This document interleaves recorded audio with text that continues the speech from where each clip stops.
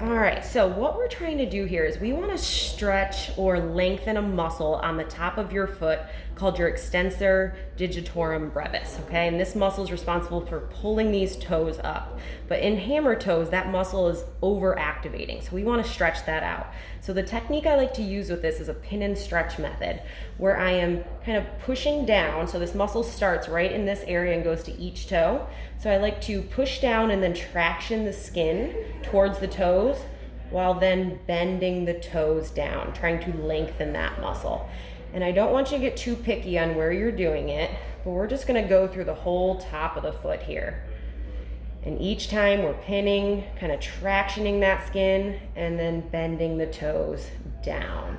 You can even do like a sustained hold where you're not just pulling the toes down at the end. You want to make sure you're kind of grabbing the toes right at this kind of ridge here and pulling down. And you can even get in and massage through each of those metatarsals.